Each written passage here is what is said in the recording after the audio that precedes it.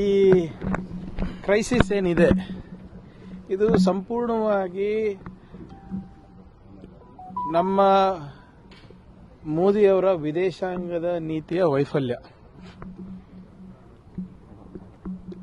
ಈ ಯುದ್ಧ ಪ್ರಾರಂಭ ಆಗೋದಕ್ಕಿಂತ 2 ದಿನ ಮುಂಚೆ ಮೋದಿ ಅವರಿಗೆ ಏನಪ್ಪ ಕೆಲಸ ಇತ್ತು ಇಸ್ರೇಲ್ನಲ್ಲಿ ಅಂಥದ್ದು, ಹೋಗಿ ಅಲ್ಲಿ ಪ್ರವಾಸ ಮಾಡೋದು, ಏನಾದರೂ ಅಷ್ಟು ಒತ್ತಾಯಪೂರ್ವಕವಾದಂತೆ ಯಾವುದಾದ್ರೂ ಮಹತ್ವಪೂರ್ಣವಾದಂಥ ಕೆಲಸ ಇತ್ತಾ? ಇಲ್ಲ. ಯಾಕೆ ಹೋದ್ರು ಯಾರಿಗೂ ಗೊತ್ತಿಲ್ಲ. ಈಗ 6 ದಿನ ಆದಮೇಲೆ ಅವರು ಸಂತಾಪ ಹೇಳ್ತಾರೆ ಇರಾನ್ ಅವರ ಮುಖ್ಯಸ್ಥರ ಬಗ್ಗೆ. ಏನು ಕ್ರೈಸಿಸ್ಸೇ ಇಲ್ಲ ಅಂದ್ಬಿಟ್ಟು ಹರ್ದೀಪ್ ಸಿಂಗ್ ಪೂರಿ ಅವರು ಫೆಬ್ರವರಿ 9ನೇ ತಾರೀಕು ಪಾರ್ಲಿಮೆಂಟ್ನಲ್ಲಿ ಹರ್ದೀಪ್ ಸಿಂಗ್ ಪೂರಿ ಅವರು ಯಾರು ಆತಂಕ ಪಡೋದು ಬೇಡ, ನಮ್ಮ ಹತ್ರ 75 ದಿನ ಆಗಷ್ಟು ಇಂಧನ ಇದೆ ಅಂತ ಹೇಳಿದ್ರು. ಹೌದಾ ಇಲ್ಲ? ಅದಾದ್ಮೇಲೆ ಮಾರ್ಚ್ನಲ್ಲಿ ಕೂಡ 2 ಸರಿ ಪುನರುಚ್ಚರಿಸಿದ್ರು.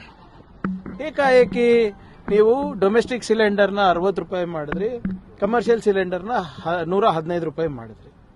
ಅದಾದ್ಮೇಲೆ ಎಸೆನ್ಷಿಯಲ್ ಸರ್ವಿಸ್ ಮೇಂಟೆನೆನ್ಸ್ ಆಕ್ಟ್ ಅನ್ನ ಜಾರಿಗೆ ಮಾಡಿದ್ರಿ. ಈ ಎಸ್ಮಾ ಆಕ್ಟ್ ಯಾವಾಗ ಜಾರಿ ಆಗ್ತದೆ? ಯಾವಾಗ ಕ್ರೈಸಿಸ್ ಇರುತ್ತೆ. So what does this goes to ಸೇ?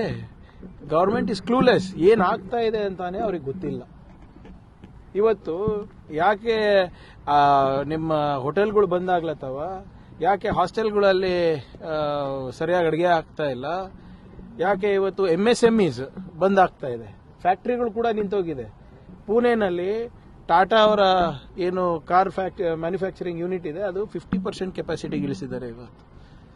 ಇದಕ್ಕೆ ಯಾರು ಹೊಣೆಗಾರಿಕೆ? ಇದು ಇರೋದು ಬೇರೆ ದೇಶದಲ್ಲೆಲ್ಲ ಯಾಕೆ ಈ ತೊಂದರೆ ಇಲ್ಲ, ಬರೀ ನಮ್ಮ ದೇಶದಲ್ಲಿ ಯಾಕೆ ಆಗ್ತಾ ಇದೆ? ಏನ್ ಯುದ್ಧ ಇಲ್ಲಿ ನಡೀತಾ ಇದೆಯಾ? ಯುದ್ಧ ಅಂತೂ ಇಲ್ಲಿ ನಡೀತಾ ಇಲ್ಲ. ಇವತ್ತು ಹಾರ್ಮೋಸ್ ಸ್ಟ್ರೇಟ್ನಲ್ಲಿ ಆ ಸೇಫ್ ಪ್ಯಾಸೇಜು ಬೇರೆ ಎಲ್ಲ ಚೈನಾಗೆ ಸಿಕ್ಕಿದೆ, ರಷ್ಯಾಗೆ ಸಿಕ್ಕಿದೆ, ಅವರ ಒಂದು ಹಡಗುಗಳಿಗೆ. ನಮ್ಮ ಹಡಗು ಇನ್ನ ಕ್ಲಾರಿಟಿನೇ ಬಂದಿಲ್ಲ. ಮತ್ತು ಇವರು ಇಸ್ರೇಲ್ದು ಬೆಸ್ಟ್ ಫ್ರೆಂಡ್ ಅಂತಾರೆ, ಇರಾನ್ದು ಬೆಸ್ಟ್ ಫ್ರೆಂಡ್ ಅಂತಾರೆ, ಡೊನಾಲ್ಡ್ ಟ್ರಂಪ್ ಇವ್ರ ಬೆಸ್ಟ್ ಫ್ರೆಂಡ್ ಅಂತಾರೆ. ದೋಸ್ತರುಗಳು ಮಾಡೋ ಕೆಲಸನ ಇದು? ಇದು ಸಂಪೂರ್ಣವಾಗಿ ವಿಫಲರಾಗಿದ್ದಾರೆ. ಯಾವುದೂ ಸಮಸ್ಯೆ ಇಲ್ಲ, ಆದ್ರೆ ಇವರು ಕಾಂಗ್ರೆಸ್ನವರು ಸುಮ್ಮನೆ ಹೇಳ್ತಾ ಇದ್ದಾರೆ. ಆಯ್ತ್ರಿ, ಸಮಸ್ಯೆ ಇಲ್ಲ, ಕಾಂಗ್ರೆಸ್ನವರೇ ಬೊಬ್ಬೆ ಹೊಡಿತಾ ಇದ್ದಾರೆ. ಎಸ್ಮಾ ಯಾಕೆ ಜಾರಿ ಮಾಡಿದ್ದಾರೆ? ಎಸೆನ್ಷಿಯಲ್ ಸರ್ವಿಸಸ್ ಮೇಂಟೆನೆನ್ಸ್ ಆಕ್ಟ್ ಯಾಕೆ ಜಾರಿ ಮಾಡಿದ್ದಾರೆ? ಆಮೇಲೆ ಕೇಂದ್ರ ಸರ್ಕಾರದವ್ರು ತಾನೇ ಹೇಳ್ತಾ ಇರೋದು, ONGC ಅವ್ರು ತಾನೇ ಹೇಳ್ತಾ ಇರೋದು, HP ಅವ್ರು ತಾನೇ ಹೇಳ್ತಾ ಇರೋದು, ಭಾರತ್ ಪೆಟ್ರೋಲಿಯಂ ತಾನೇ ಹೇಳ್ತಾ ಇರೋದು.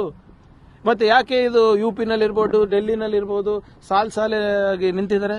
ಆಯ್ತು, ಅದು ಬಿಡಿ, ನೀವೇ ಬುಕ್ ಮಾಡಿ ಸಿಲಿಂಡರ್ ಬೇಕಾದ್ರೆ. ನಿಮ್ಗೆ ವಿತಿನ್ 24 ಅವರ್ಸ್ ಸಿಗ್ತಾ ಇತ್ತಲ್ಲ ಮುಂಚೆ, ಈಗ ಕೊಡ್ತಾರ ನೋಡೋಣ. ಬಿಜೆಪಿ ನೋಡಿ ಸಮಸ್ಯೆ ಇದೆ, ಕಣ್ಣು ಮುಚ್ಕೊಂಡಿದ್ರೆ ಸಮಸ್ಯೆ ಪರಿಹಾರ ಅಲ್ಲ.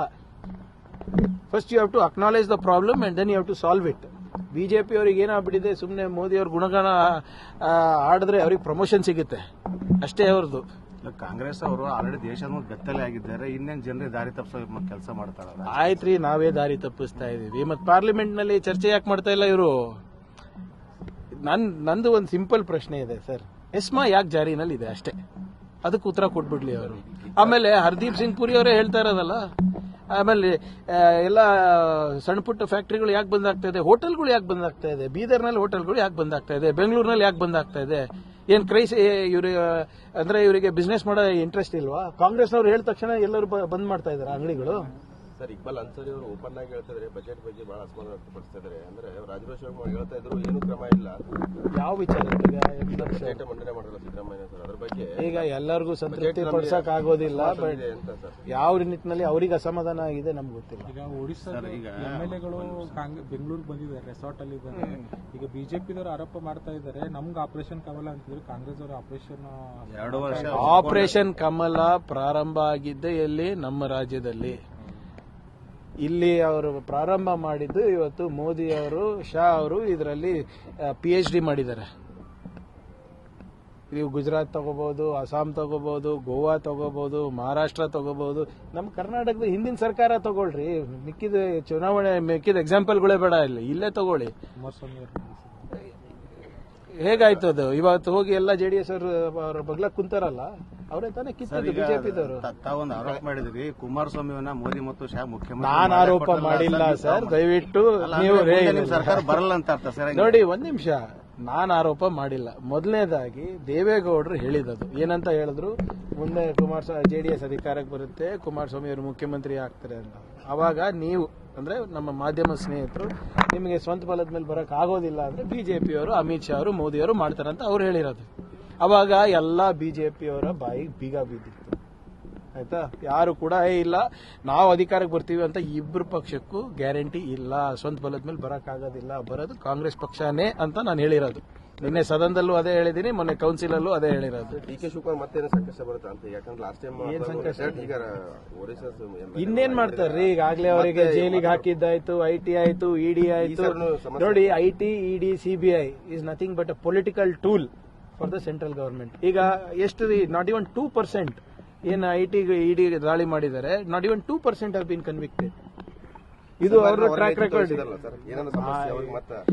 ಅವ್ರು ಮಾಡೋರೇ ರೇ, ನಮ್ಗೇನಾದ್ರು ನಮ್ ನಿರೀಕ್ಷೆನೂ ಇಲ್ಲ ಅವ್ರು ನಮ್ಗೆ ಚೆನ್ನಾಗಿ ನೋಡ್ಕೋತಾರಂತ ಸರ್.